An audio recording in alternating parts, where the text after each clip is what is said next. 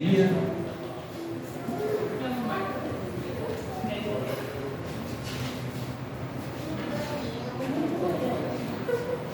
Hoje continuaremos no Cântico de Romário, no Salmo 128.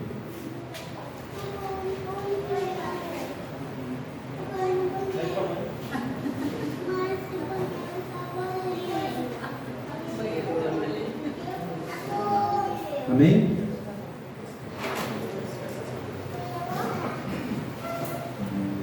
Bem-aventurado aquele que teme ao Senhor e anda nos seus caminhos. Do trabalho de suas mãos comerás, feliz serás, e tudo irá bem. Tua esposa no interior de tua casa será como uma videira frutífera, teus filhos como rebentos da oliveira, à roda da tua mesa. Eis como será abençoado o homem que teme ao Senhor. O Senhor te abençoe desde Sião, para que vejas a prosperidade de Jerusalém. Durante os dias da tua vida, vejas os filhos de teus filhos. Paz sobre Israel. O salmista declara aqui no Salmo 128 as bênçãos que o homem que teme ao Senhor e obedece a sua lei, ou seja, que vive a sua palavra, alcançará nestes salmos. Nestes salmos podemos encontrar a forma de uma vida feliz e abundante em todas as áreas, desde o seu trabalho até a família, alcançando as futuras gerações. Ainda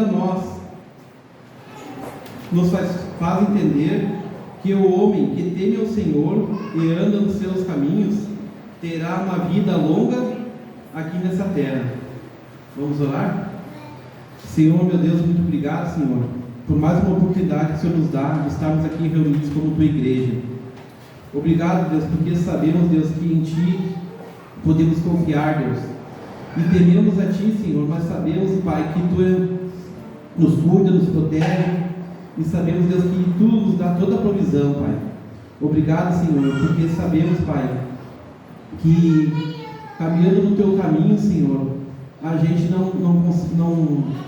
a gente nunca vai errar, Senhor, porque o Teu caminho é perfeito, Pai. Obrigado por este culto, abençoe a Tua palavra, em nome de Jesus, amém. Bom dia, meus irmãos, vamos louvar o Senhor juntos.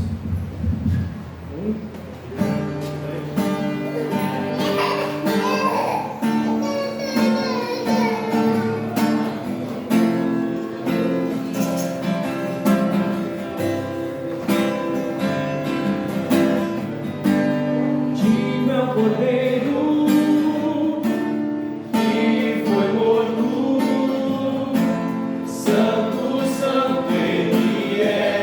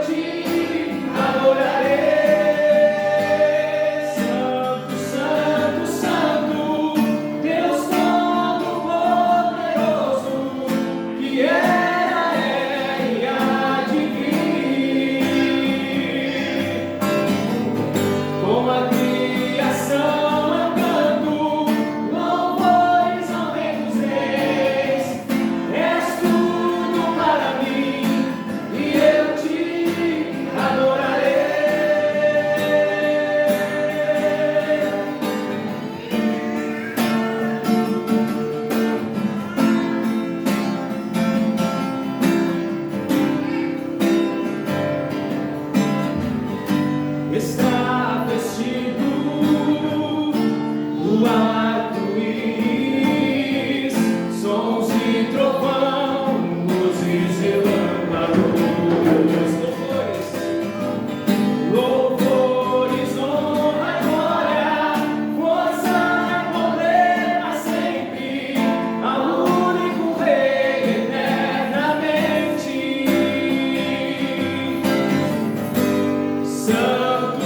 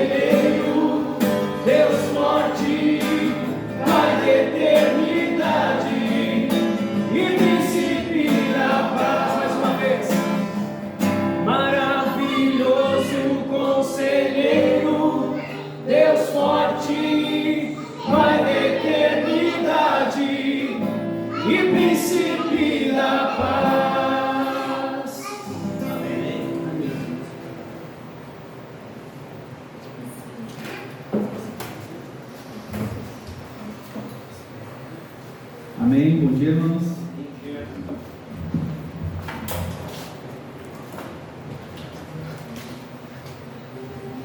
Então, hoje vamos continuar com a nossa série dos Salmos de Romagem. Hoje no Salmo 126. Salmo 126. Podem abrir na Bíblia de vocês.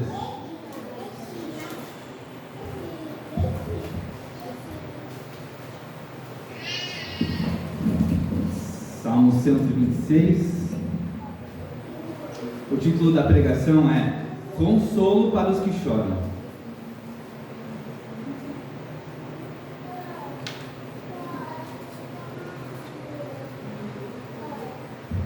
Diz assim a palavra: Quando o Senhor restaurou a sorte de Sião, ficamos como quem sonha.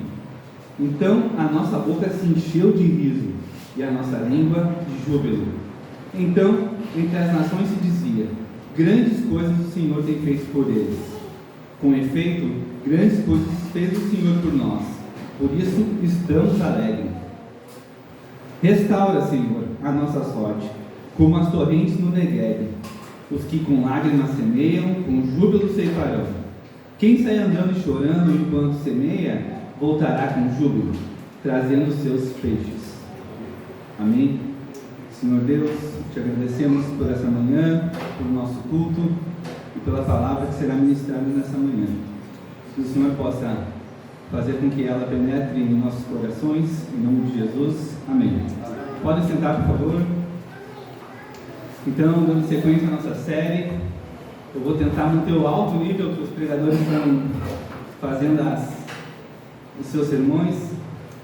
E hoje, no Salmo 126, a gente teve que trocar. Semana passada o Orton pregou o Salmo 127, a gente trocou um pouquinho a escala, e hoje a gente vai ver o Salmo 126.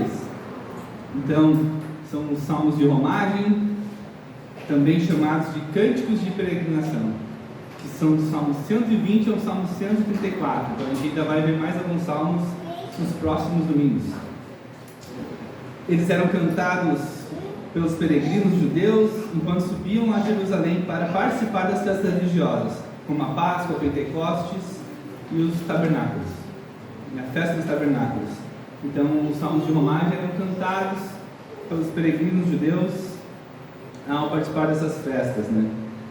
E este salmo específico não se sabe o autor. Alguns dizem que foi Esdras, como João Calvino vai dizer que foi Esdras, outros dizem que foi Davi. Então não se sabe quem é o autor.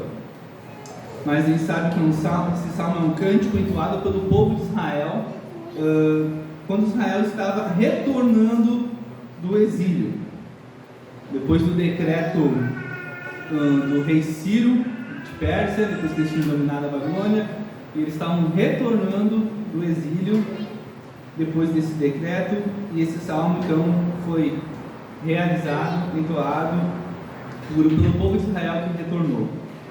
É um salmo de júbilo, esperança e fé na restauração que Deus poderia fazer. Então aquele povo estava retido como escravo, sem liberdade, e após ser concedida essa liberdade de uma forma que a gente vai ver hoje milagrosa, eles entoam esse salmo, eles cantam esse salmo como uma manifestação de um cântico de agradecimento a Deus. Realmente é um consolo para aqueles que choravam. Eu vou dividir esse salmo em 3 partes, do versículo 1 ao 3, do versículo 4 e no versículo 5 e 6. Essas divisões também com base mais ou menos nos comentários de João Calvino, que ele dividiu mais ou menos assim também. E o primeiro ponto que Calvino traz aqui, do versículo 1 ao 13, é a exortação aos fiéis que haviam regressado do cativeiro à gratidão pelo livramento. O segundo ponto, o profeta acrescenta uma oração para que Deus aperfeiçoe a obra que ele mesmo havia começado, que é o versículo 4.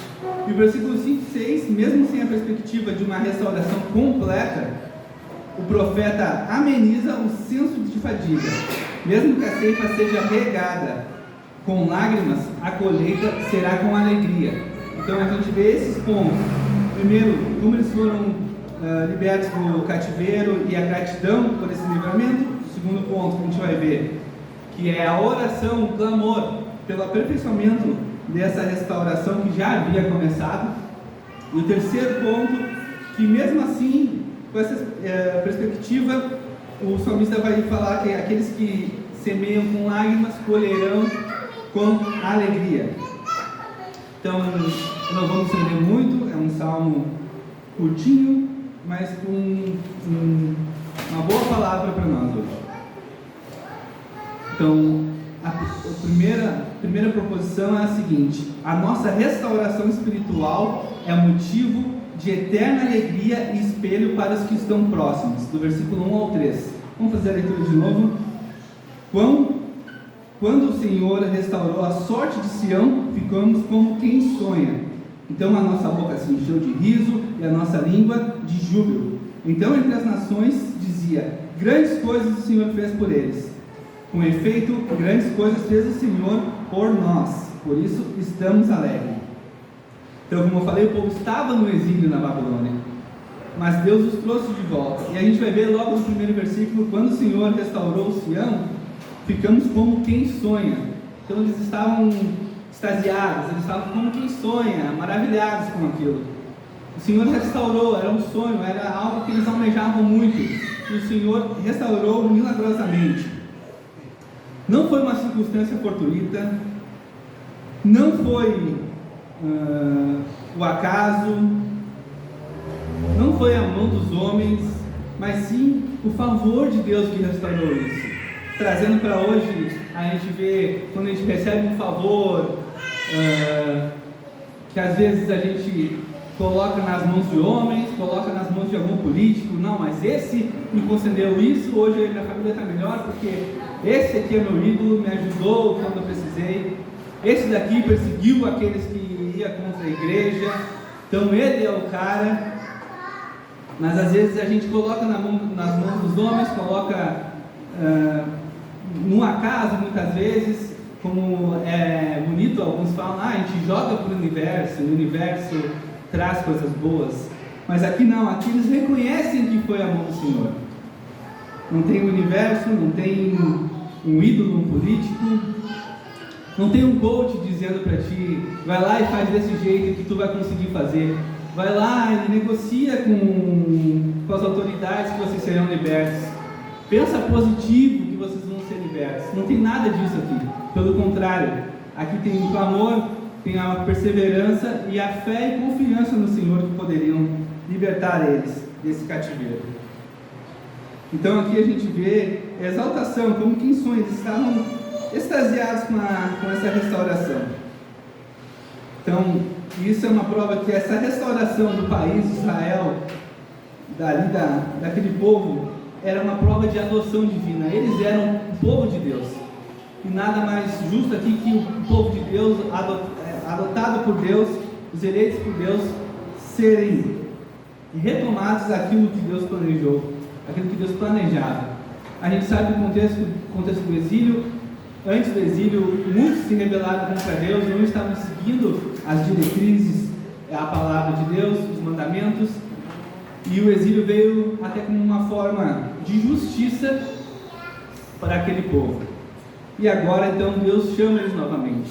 A gente sabe que ali havia muitos justos também no meio daqueles que estavam virando as costas para Deus. E Deus restaura aqueles. Vem essa justiça e Deus restaura após isso. Então, da mesma forma que foram restaurados, a nossa restauração espiritual só pode vir de Deus e por meio de Deus. Não pode vir por meio de mão de homens, não pode vir por meio do acaso, por meio de nada. A nossa restauração que um dia a gente recebeu veio de Jesus. Não veio de obra nenhuma, mas somente das mãos de Deus. E a gente fica extasiado, qual é a nossa sensação ao perceber que recebemos uma restauração, que podemos olhar para Cristo e ver que Ele atingiu o nosso coração? Qual é a sensação que a gente sente? Vai mentalizando, pensando isso. Qual é a sua sensação ao perceber que você foi liberto também, assim como aquele povo do exílio? Então os israelitas se alegravam na libertação. Eles encheram de riso e júbilo, vai falar o versículo 2, o início. Então a nossa boca se encheu de riso e a nossa língua de júbilo. Eles se alegraram por aquilo. Eles viram a mão de Deus, viram que foi algo milagroso, ou também miraculoso. Eles viram que foi algo grande, algo majestoso, e viram a mão de Deus nisso. E muitas vezes acontecem bênçãos na nossa vida diárias que a gente não percebe também que são a mão de Deus. Muitas vezes é uma coisa que a gente queria muito, daí a gente recebe e glorifica a Deus. Mas pequenas coisas ali diárias que acontecem boas na nossa vida, às vezes a gente deixa passar despercebido e não glorifica a Deus. Então a gente recebe muitas coisas boas de Deus hoje. Eles haviam recebido algo muito bom e deram glória a Deus por isso. E a gente possa também, quando perceber a boa mão de Deus, e dar glória na situação boa e na ruim. Por esse povo foi um povo remanescente e fiel, e na situação difícil também glorificava a Deus.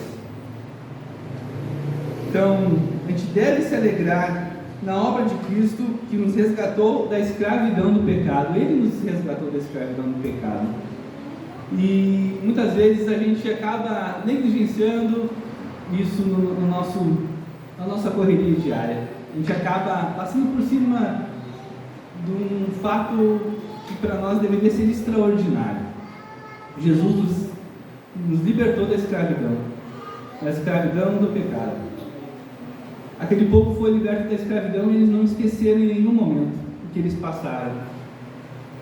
E nós que fomos iluminados por Cristo pela graça, às vezes esquecemos o nosso passado, o que a gente passou. Nós esquecemos o que sofremos, esquecemos o que vivemos e o motivo pelo qual fez com que a gente se dobrasse diante do Senhor e reconhecesse a sua boa mão.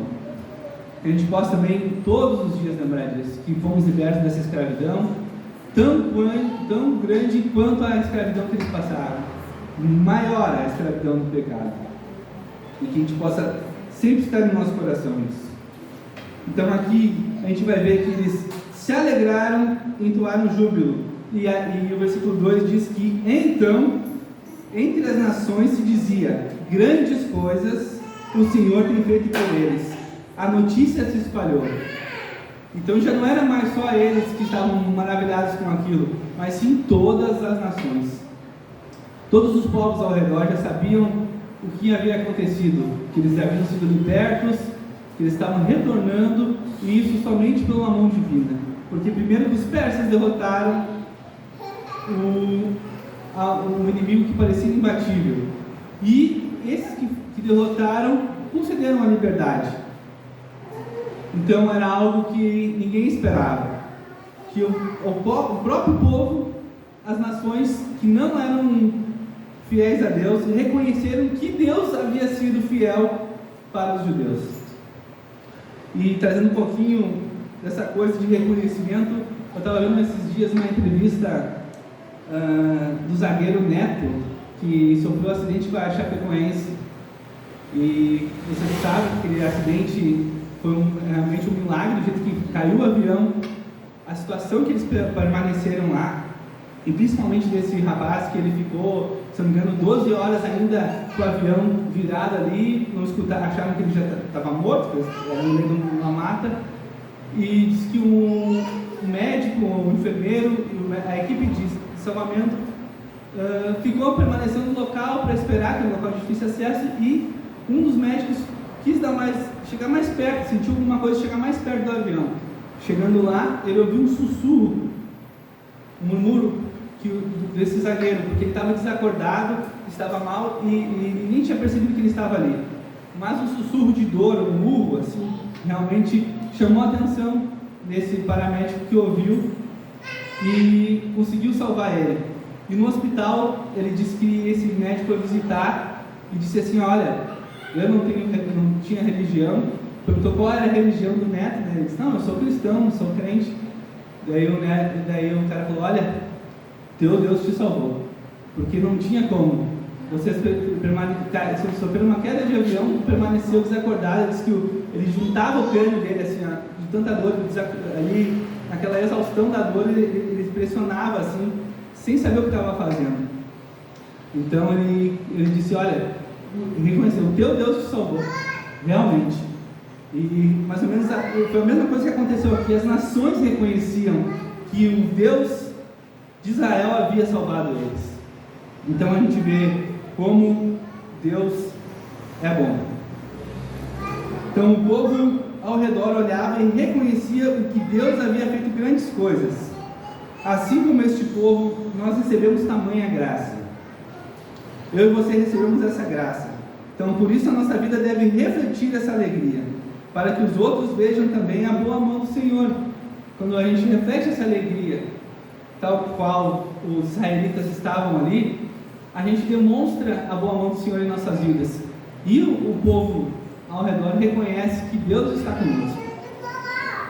Claro, não é aquela alegria, empolgação, a gente passa por perrengues diários, uma alegria irritante, mas sim a alegria da nossa alma plena, uma satisfação.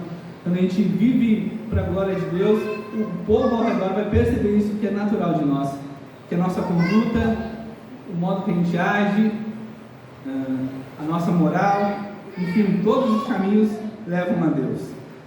Que o povo possa perceber também que há um Deus na nossa vida, que ao olhar para nós, eles vejam realmente o Deus, o teu Deus atua na tua vida. Então, por isso, a nossa vida deve refletir essa alegria, para que os outros vejam o Senhor em nós. E aqui a alegria, eu trago ela como um sinônimo de satisfação.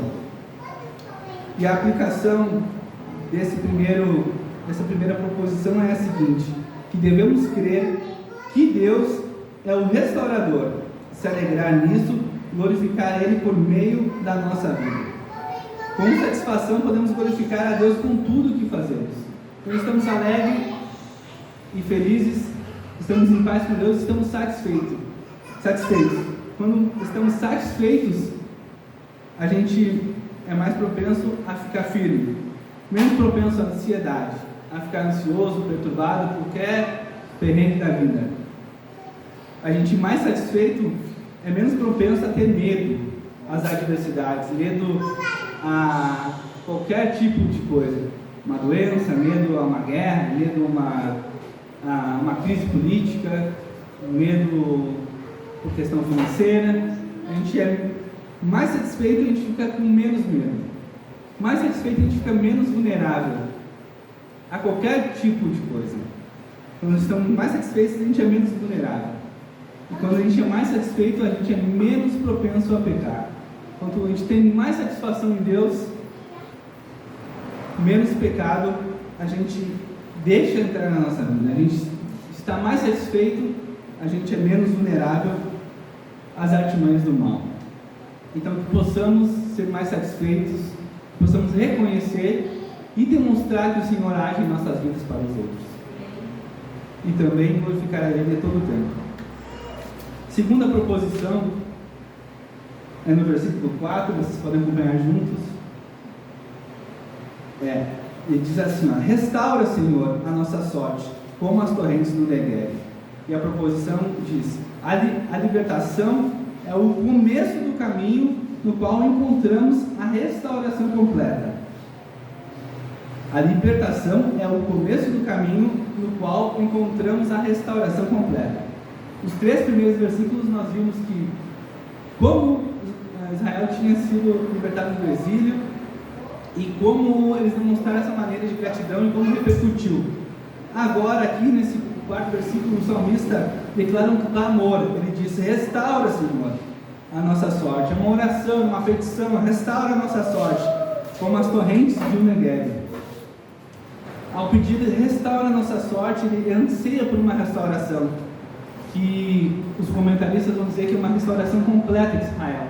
Eles queriam que Israel fosse como na época do reino unificado, onde na época de Davi e Salomão, onde o reino era unificado, onde havia uma paz, havia obediência, havia respeito pelos mandamentos. então onde o reino era unido. Eles ansiavam por aquela restauração completa, tinha aquela nostalgia, olhavam para trás e ansiavam por isso. E por isso que ele declara que restaura, Senhor, a nossa sorte como as torrentes de Negueb. Só que a gente sabe que depois disso, em nenhum momento o reino foi completo como aquela época. O reino só será completo com a vinda de Cristo. A igreja só terá essa restauração por meio de Cristo. A igreja age como a restauradora de Cristo. Então o povo de Israel, ao retornar do exílio, ansiava por essa restauração rápida e milagrosa. Eles queriam algo logo, porque eles sabiam que ao retornar para a sua terra haveria hostilidade, teria outro povo lá. Eles não sabiam como poderiam proceder depois de tudo que passaram no exílio. Então eles ansiavam, né? Nesse retorno do exílio, quando eles entoaram esse cântico, eles ansiavam por essa restauração. Então isso aponta também para a nossa realidade. Fomos salvos, mas ainda aguardamos a redenção final, ainda aguardamos essa restauração completa do reino. Embora hoje vivemos a Cristo, em Cristo somos restaurados. Um dia a terra será restaurada e todos seremos livres do mal. Aqui ele cita também Negueb, que é um deserto que fica ao sul, seco que fica ao sul, que pode ser repentinamente inundado pelas águas e dar frutos inesperados. Então ele está citando Negueb como algo nesse tom mesmo que eu falei, repentino, que o Senhor poderia restaurar. Havia uma confiança que o Senhor poderia restaurar como era antes, porque eles sabiam que o Senhor tinha poder para isso, mas não era a vontade de Deus por um momento restaurar como era antes. Eles sabiam do poder do Senhor, por isso oraram dessa maneira. E oraram citando Negueb. O salmista demonstra então essa confiança no poder transformador de Deus aqui. Deus pode transformar situações áridas e difíceis em bênçãos abundantes. Na nossa vida também. Muitas vezes passamos por situações, incertezas, tão difíceis quanto a deles. Mas o Senhor também pode transformar isso em uma bênção. E eles confiavam nisso de uma maneira muito grande. Eles confiavam que o Senhor poderia transformar aquela situação que eles passavam. Por isso eles estavam orando, por isso eles entoaram esse cântico. Restaura, Senhor. E a aplicação que eu trago aqui hoje é a seguinte: que devemos levar nossas petições para Deus, confiando que seus desígnios são melhores para a nossa vida. Então, nem tudo é como queremos. Aqueles ansiavam por essa restauração. Ó Senhor, por favor, restaura agora como era antes. Necessitamos disso. Eles clamavam para Deus, eles pediam para Deus isso, mas nem tudo era como eles queriam também. Eles já haviam sido libertos. Então, no tempo certo, o Senhor restauraria. No tempo certo, o Senhor conduziria. O Senhor conduziu eles, como conduz a igreja, o seu povo, como eu falei, o seu povo adotado por Ele. E esse povo era o povo escolhido por Ele, assim como nós, igreja, hoje somos. E o Senhor conduziu esse povo ao longo da história. E não precisou dessa restauração do reino de Israel completa, como eles queriam, para o Senhor conduzir até hoje a sua igreja, o seu povo. O Senhor conduziu do seu jeito, conforme os seus desígnios, e não como nós às vezes ansiamos. Às vezes a gente vê injustiça, às vezes a gente vê algo que não concordamos, com o qual sofremos com isso, e ansiamos, clamamos: Senhor, não deixe isso acontecer. Mas muitas vezes a gente não sabe os desígnios de Deus, a justiça de Deus e os caminhos. Que a gente possa sempre orar e sim clamar como eles clamaram, confiando que Deus pode fazer, mas também como a oração do Senhor, dizendo que seja feita a sua vontade. Então devemos levar nossas petições para Deus, assim como eles levaram. E com certeza eles estavam levando durante todo o período do exílio. Esses que permaneceram fiéis, permaneceram com certeza clamando entoando suas petições para Deus. E Deus ouviu. Terceira proposição, que é referente aos versículos 5 e 6. A perseverança em tempos de lágrimas proporciona júbilos no momento oportuno reservado pelo Senhor. Versículos 5 e 6 diz assim: os que com lágrimas semeiam, com júbilo ceifarão. Quem sai andando e chorando enquanto semeia, voltará com júbilo trazendo seus feixes. Então a gente vê aqui que o salmista está exortando os fiéis a ter a paciência relacionada ao futuro, como diz João Calvino aqui. Eles sofreram essa mudança repentina, agora estão libertos, querem essa restauração, mas o salmista aqui agora escreve também com uma lucidez após clamar: os que com lágrimas semeiam, com júbilos ceifarão. Aqui a gente vê a inspiração que Deus dá ao salmista, falando que essa mudança, falando que com certeza eles que semearam com lágrimas vão ceifar, vão colher com alegria. Então, como eu falei, o contexto de restauração que eles haviam passado ainda não estava completo, eles ansiavam por isso. Teve o decreto do rei, regressaram gradativamente. Isso aqui é importante lembrar que eles não regressaram todos de uma vez só, foi gradativamente, não foi todos de uma vez. Alguns não acreditaram ou acharam, como eu falei, que não seria uma boa retornar para o seu território, porque poderia, como eu falei, haver hostilidade, e teve, eles poderiam passar por maiores dificuldades. Então alguns não encararam isso como uma bênção, ou não encararam isso confiantes em voltar no primeiro momento. Primeiro eles queriam ter a certeza que seria restaurado, ter a certeza que aquilo lá realmente seria uma coisa segura. E alguns não voltaram, então, gradativamente, por conta disso. Assim, parecia que o tempo pleno de colheita ainda não havia chegado para nós.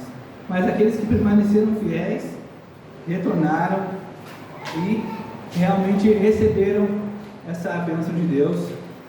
Tempos difíceis de colheita, mas também de bons frutos. Então, nem todos os judeus cativos semeavam, como eu falei. Muitos endureceram o coração para Deus, e por isso tinha sido levado para o exílio. E muitos lá ainda não voltaram para Deus. E foram esses realmente que murmuraram, retornaram, ou, enfim, como diz alguns comentários bíblicos, que realmente demoraram a acreditar que isso estava acontecendo e retornaram. Então a gente vê que ainda assim, vendo algo miraculoso que todas as nações reconheciam, alguns dentro desses, povo de Deus, fecharam o coração. Que a gente não feche nosso coração dessa maneira, nunca, nunca, nunca. Se a gente vê algo, uma bênção acontecendo, a gente vê a mão de Deus agindo na nossa vida, a gente fechar o coração. É o pior caminho, porque esses sofreram muito mais que os outros. Em todo o tempo, porque eles passaram um exílio amargurados. Em vez de confiantes, em vez de sofrendo aquilo, mas com esperança. Então, contudo, aqueles que permaneceram firmes na promessa, seguiram semeando. Eles encontraram aquilo que eles esperavam. Eles tiveram um momento terrível, onde foram pegos e levados para o exílio, e num momento lá, foi uma trajetória de muita dor, uma trajetória difícil, mas agora eles recebem aquilo que eles tanto esperaram. E vendo isso, linkando novamente para o esporte, para o futebol, eu vi um comentário esses dias da seleção de 2002. E tu vê aquela seleção repleta de craques, tu olha e fala, era fácil ganhar, passar por que eles passaram, né? Era um time que tinha Ronaldinho, Rivaldo, Ronaldo, enfim, dois laterais que hoje nunca o nosso futebol viu. Foi muito fácil para eles, mas a gente acaba esquecendo de olhar a trajetória. Em 98 eles passaram por um momento muito difícil. Um documentário mostra que eles perderam a Copa daquele jeito, precocemente para a França. Eles não esperavam que aquilo acontecesse, que o Ronaldo passasse mal, enfim, então eles tiveram uma experiência muito ruim. Depois da trajetória até a Copa não foi fácil, teve trocado de técnico, teve também muita polêmica nos bastidores, dificuldades nas eliminatórias, mas quando chegaram na Copa, eles ali puderam mostrar o auge deles, né? Aquele momento de chegar àquela conquista que eles esperavam. Então, trazendo um exemplo mais leve, eles tiveram essa perseverança, eles aguentaram no osso aquela eliminação vexatosa, aquela final, aquele vexame daquela final de 98, aquela trajetória difícil, seguraram no osso, e quando receberam aquela bênção, eles puderam comemorar, puderam se alegrar, puderam jubilar junto de toda a nação. E assim também esse povo recebeu a escravidão como uma dor, passou por aquele período difícil, mas também quando recebeu aquilo que eles almejavam, a sua bênção, eles puderam gritar, se alegrar, ficar felizes, a ponto de o mundo inteiro, todas as nações reconhecerem. Então, nós que somos crentes em Deus, passamos por tribulações, mas devemos continuar semeando com esperança. Por mais que as circunstâncias ao nosso redor não sejam favoráveis, a gente pode ter uma crise, por exemplo, econômica, achar que tudo está perdido, uma crise moral. Como vou criar um filho nessa sociedade perversa, com esse governo que é contra a família? Como vou investir agora no meu negócio, sendo que a economia não vai bem? Então, aqui eles não pensaram nisso, eles somente semearam. A gente deve ter confiança em Deus, trabalhar para isso, trabalhar no cuidado da nossa família, da nossa vida, da nossa carreira, mas também confiar em Deus, que por mais que o cenário seja difícil, a gente está lutando, está semeando e vai colher coisas boas. A gente deve crer nisso, não deve, se eles não crescem nisso, eles jamais almejariam, jamais chegariam a essa libertação do exílio. Eles creram e Deus ouviu o clamor e libertou. Então a gente também deve crer e deve fazer a nossa parte, não somente clamar a Deus e não agir. A gente deve agir independente das circunstâncias, porque a gente depende aqui um dos outros, mas também da boa mão do Senhor. Que a gente possa ajudar uns aos outros, que a gente possa lutar por nós mesmos, mas também depender do Senhor. Nunca esquecer dessa dependência de Deus, porque quando esquecemos a gente luta sozinho. A nossa semeadura é uma semeadura sem frutos, mas quando confiamos no Senhor, a gente pode sim colher frutos independente do cenário, independente das circunstâncias, independente de tudo. Então, a dor não é o fim da história. Deus prometeu uma colheita de alegria para aqueles que o seguem. Então, semear é viver para a glória de Deus. E para encerrar essa exposição que eu falei que seria breve, eu separei uma frase que João Calvino usa desses últimos versículos, que serve para todos nós, que passamos por dificuldades, por lutas, que semeamos, muitas vezes colhemos com alegria, muitas vezes esperamos, não colhemos, mas a frase é a seguinte: que todos os crentes têm um interesse comum nesta profecia de que Deus não só enxugará as lágrimas dos olhos deles, mas também difundirá júbilo indizível no coração deles. Então, a gente tem a garantia que o Senhor enxugará nossas lágrimas. Por mais que a semeadura seja difícil e tudo que for plantado, às vezes a gente não colha, Ele enxugará nossas lágrimas. E essa será a maior das colheitas. A gente vai estar com Ele e vai conseguir proferir esse júbilo indizível, que muitas vezes a gente planta e não consegue, fica aqui intragável. Então a gente vai proferir, e isso vai sair do nosso coração, por termos a garantia dessa promessa, que o Senhor enxugará as nossas lágrimas. Amém? Então, a última aplicação que você deve lembrar aqui nessa manhã é a seguinte, que nós devemos continuar vivendo para a glória de Deus. Devemos continuar vivendo para a glória de Deus, mesmo quando os resultados não são imediatos. Como eu falei, às vezes plantamos, esperamos e não aparece a colheita, mas a gente deve continuar agindo conforme a palavra nos manda, vivendo para a glória de Deus, agindo de uma maneira que os mandamentos nos conduzem, porque se a gente deixar de agir, aí tudo aquilo que foi plantado não poderá ter o mesmo fruto que poderia ter. Então, que a gente possa agir para a glória de Deus em tudo que a gente faz, com a nossa família, com o nosso trabalho, com a nossa igreja, com os nossos amigos, com nossos inimigos, se é que tem inimigos, mas aqueles que a gente não gosta muito, que a gente possa viver para a glória de Deus, até na circunstância mais alheia à nossa vontade, quando a gente não estiver a fim de glorificar a Deus, quando a gente não estiver a fim,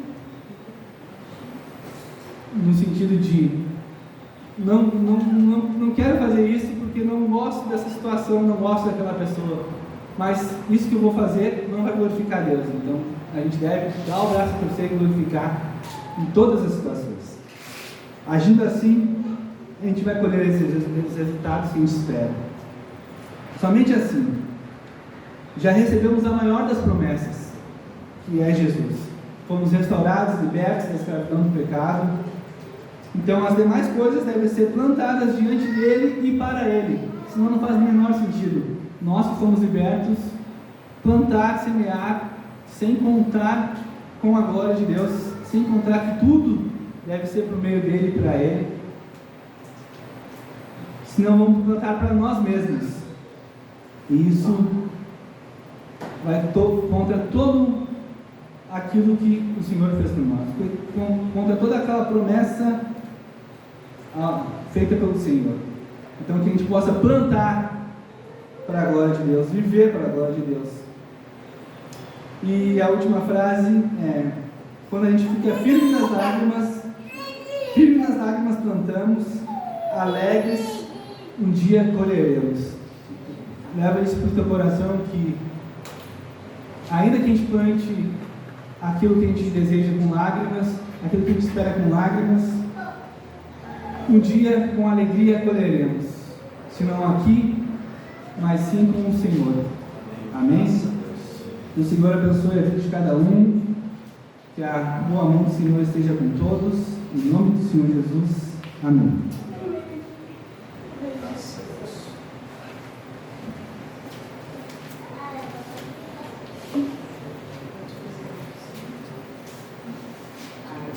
Graças a Deus, meus irmãos, pela palavra que muito nos edificou, nos edifica, né? Graças a Deus.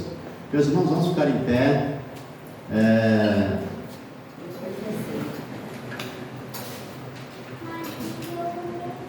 Nos reunimos com os irmãos no domingo, nos reunimos como igreja no domingo, celebramos ao Senhor no domingo, participamos da ceia no domingo, porque aqui, meus irmãos, reunidos como igreja, nós somos abençoados, nós somos edificados, e aqui nós colocamos também os nossos pecados diante de Deus e recebemos o perdão do Senhor por meio dos méritos do nosso Senhor Jesus Cristo. A palavra de Deus nos diz que se nós pecarmos, nós temos um advogado junto ao Pai, que é o nosso Senhor Jesus Cristo. E diante de Deus, nós reconhecendo nossos pecados e colocando nossos pecados debaixo dos méritos do Senhor, como diz a palavra, se confessarmos os nossos pecados, Ele é fiel e justo para nos perdoar os pecados e nos purificar de toda injustiça. Se alguém pecar, temos advogado junto ao Pai, Jesus Cristo justo. Ele é a propiciação pelos nossos pecados, não somente pelos nossos próprios, mas ainda pelos do mundo inteiro. Amém. Confesse os pecados diante de Deus, e nós vamos ter alguns momentos, um minuto, para apresentarmos os nossos pecados diante do Senhor. E depois, meus irmãos, da nossa confissão, precisamos ter a certeza de que os nossos pecados estão perdoados pelos méritos do nosso Senhor Jesus Cristo.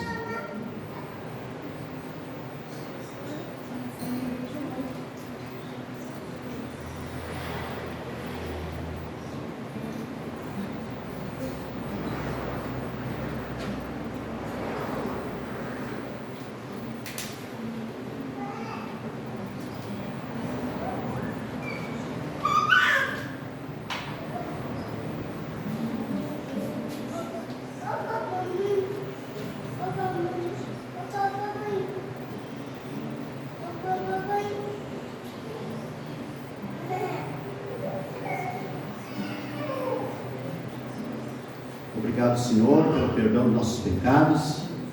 E como é uma declaração do Evangelho, nós recebemos o perdão. E nós declaramos que nós somos perdoados, estamos perdoados, nossos pecados confessados, em nome do nosso Senhor Jesus Cristo, pelos méritos do nosso Senhor Jesus Cristo. Amém. Amém. Graças a Deus, meus irmãos, cada domingo que a gente está aqui, a gente se alegra, porque é um local que Deus nos deu, e a gente está preparando ele, deixando ele bonito. Está em obras ainda, a gente ainda está em obras, estamos trabalhando, a gente ainda tem muita coisa para fazer. Ontem foi o primeiro sábado que a gente pegou aqui valendo, e hoje eu quero dar graças a Deus. A gente precisa de recursos, a gente precisa trocar essa iluminação toda, mas por enquanto a gente não tem esses recursos, mas vamos ter. Eu estou falando antes da ceia, para a gente dar graças a Deus, porque o Senhor é bom. A gente precisa também passar um produto nesse piso que não é barato, mas a gente vai passar, vai ficar bom também. Temos que fazer o nosso fundo aqui, essa semana vai evoluir. Vamos fazer um pequeno tablado aqui, baixinho, mas vamos fazer. Mas por enquanto não temos recursos, só em abril, mais ou menos, que é o nosso cálculo financeiro, que vai custar em torno de R$ 1.800, para ter o orçamento das madeiras, para fazer. Nosso orçamento está programado para o mês de abril, depois que nós pagarmos tinta e os materiais que a gente já comprou. Então, meus irmãos, continuem orando, trabalhando, contribuindo, porque a gente precisa de muita ação aqui para a gente deixar isso aqui muito bonito para cultuarmos ao nosso Deus. Irmãos, nós vamos participar da ceia agora, e a palavra do Senhor nos diz que o Senhor Jesus, na noite que foi traído, tomou o pão e, tendo dado o braço, partiu e disse: este é o meu corpo que é dado por vós, façam isto em memória de mim. Por semelhante modo, também depois de haver ceado, tomou o cálice, dizendo: este cálice é a nova aliança do meu sangue, façam isto em memória de mim. Porque todas as vezes que comerdes o pão ou beberdes o cálice, anunciais a morte do Senhor até que Ele venha. Senhor Deus eterno, nós te damos graças pelo pão e te pedimos a bênção para o cálice. E sobre o pão e sobre o cálice, Senhor, nós declaramos que ao comermos o pão e bebermos o cálice, nós somos edificados e somos incluídos na obra do nosso Senhor Jesus Cristo, que morreu na cruz em nosso lugar, para a nossa justificação, e ressuscitou para a nossa justificação. E nós te glorificamos, Senhor, pela ceia, por esse privilégio, por esta glória, por esta imensa glória, por este milagre que é estarmos hoje participando do pão e do cálice para a glória do nosso Deus. Amém. Amém. Meus irmãos, enquanto o Natan vai nos conduzir mais um cântico, saia do seu lugar e venham participar do pão e do cálice. Eu sugiro que os irmãos venham pelo meio, e depois retornem pela lateral. Deus abençoe.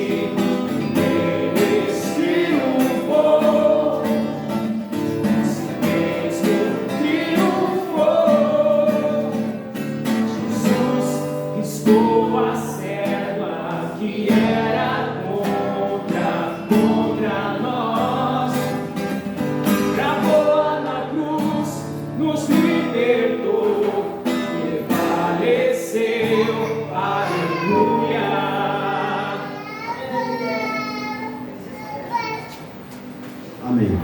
Meus irmãos, antes de comermos o pão, vamos recitar juntos o credo apostólico, a nossa declaração de fé, a fé da igreja, a fé dos cristãos, a nossa fé, para a glória de Deus.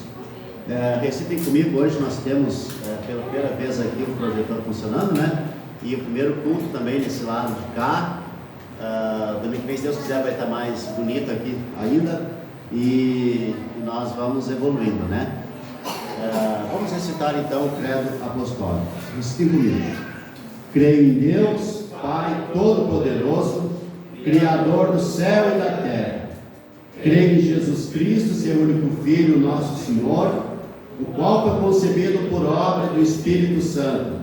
Nasceu da Virgem Maria, padeceu sob o poder de Pôncio Pilatos, foi crucificado, morto e sepultado, desceu ao inferno, ressurgiu dos mortos ao terceiro dia, subiu ao céu, está sentado à direita de Deus Pai Todo-Poderoso, de onde há de vir para julgar os vivos e os mortos.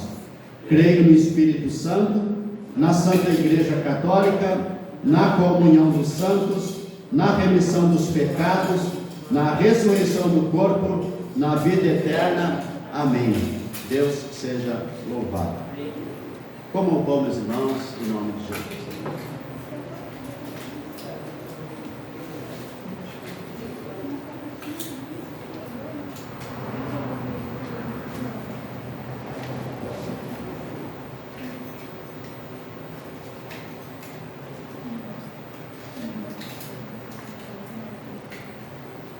Graças a Deus. Graças a Deus. Louvado seja Deus. Em nome de Jesus, bebam do cálice.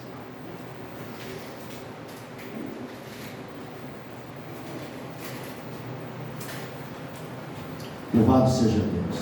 Louvado seja Deus. Orem comigo, meus irmãos, a oração do Senhor, o Pai Nosso. Pai nosso que estás nos céus, santificado seja o teu nome. Venha o teu reino, faça-se a tua vontade, assim na terra como no céu. O pão nosso de cada dia dá-nos hoje, e perdoa-nos as nossas dívidas, assim como nós temos perdoado aos nossos devedores. E não nos deixes cair em tentação, mas livra-nos do mal, pois teu é o reino, o poder e a glória, para sempre. Amém. Deus seja louvado, o Senhor seja glorificado, que a nossa vida seja edificada, que a nossa casa seja abençoada, que na nossa casa haja sempre paz, sempre saúde, sempre provisões, que a boa mão do Senhor seja sobre cada um de nós, que o Senhor nos livre do mal e nos livre do maligno, para a glória de Deus. Amém. Amém. Meus irmãos, sentem só um minuto. Você sabe o que é